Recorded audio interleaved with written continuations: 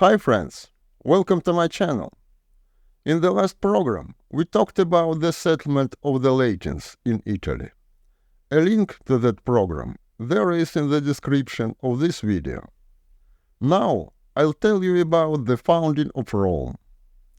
The ancient myth tells how Aeneas, offspring of Venus, had run away from burning Troy, and how he had brought to Italy the gods or sacred effigies of Priam's city. Aeneas had married Lavinia, daughter of the king of Latium, and 8 generations later, their descendant, Numitor, held the throne of Alba Longa, Latium's capital. An usurper, Amulius, expelled Numitor, and to end the line of Aeneas, killed Numitor's sons and forced his only daughter, Rhea Silvia, to become a priestess of Vesta, vowed to virginity.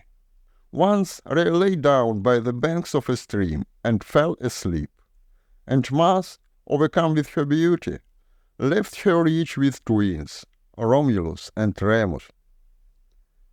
Amulius ordered these to be drowned. They were placed on a raft, which kind waves carried to the land.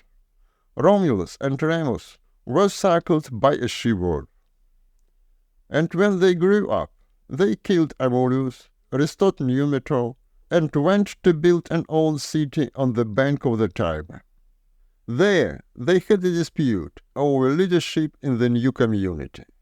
The dispute grew into a quarrel, in which Romulus killed Remus and founded a new city on the hill Palatine.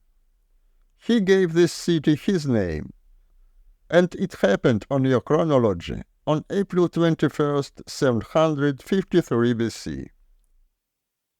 The site of Rome is less healthy and less fertile than that of most of the old Latin towns. Another disadvantage arises from the frequency with which the river overflows its banks and converts the valleys between the hills into swamps. For settlers, this locality was anything but attractive. Many of you wonder why Romulus chose this place, and how a city founded in this unfavorable area took a leading position first in Latium and then in the entire Mediterranean. I'll answer this question. Romulus chose this place because all better places were already taken, and he chose that which were free, and he made the right choice. All the subsequent history of Rome confirms that. After the founding of city, Romulus found his people too few in numbers. He announced that the Roman community accepted as equal members all new settlers, regardless of what they had been in their previous lives. The settlers poured into Rome. They were disenfranchised members of other communities, fugitive slaves, exiles, criminals, and many others. The city thus became filled with men and was strong enough to hold her own in war with any of the neighbors. But there were very few women in the city.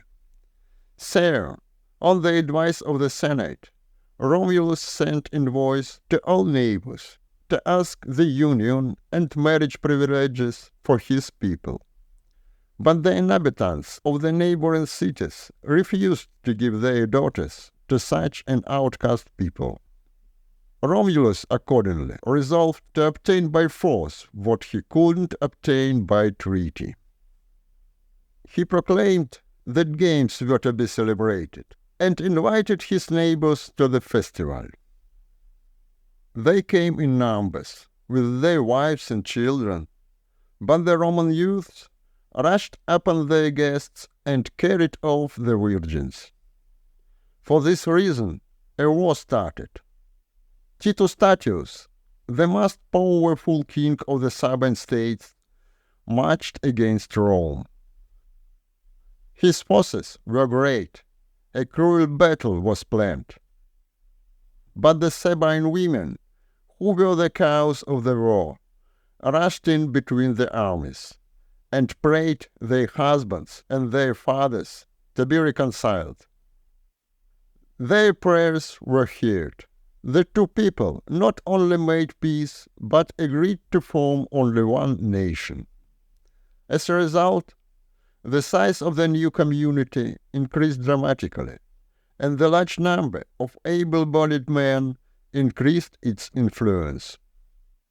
But high population density, with a shortage of agricultural land, raised the next question: how can the new community make a living?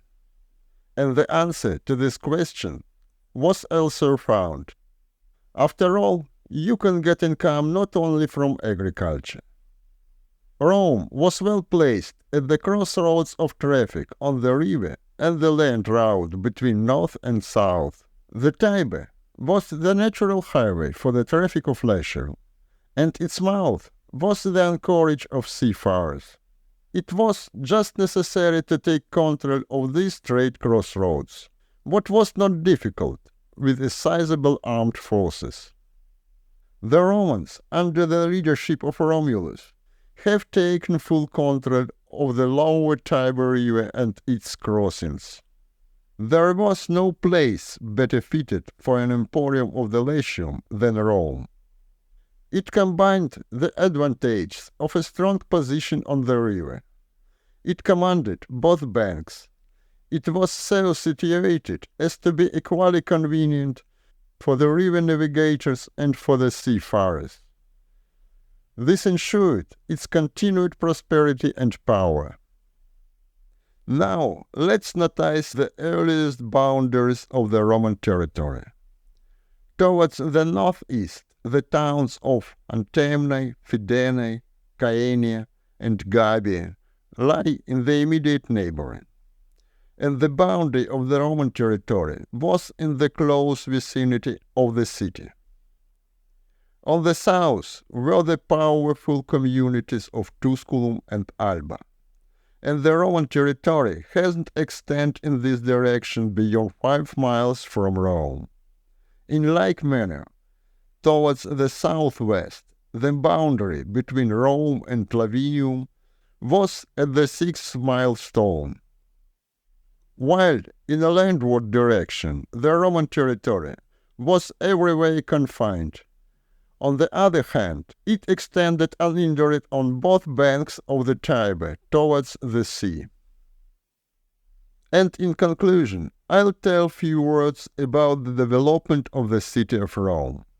The town, which in the course of centuries grew up as Rome, in its original form, embraced only the Palatine, or Square Rome, as it was called in later times from the quadrangular form of the Palatine Hill. The Palatine was the original seat of the Roman community, and its oldest stronghold. The urban settlement, however, began at Rome not within, but under the protection of the stronghold. The oldest settlements lay around the Palatine.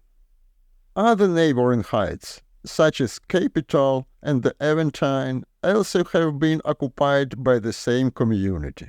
And on the Quirinal there was another fortification, called later Old Stronghold.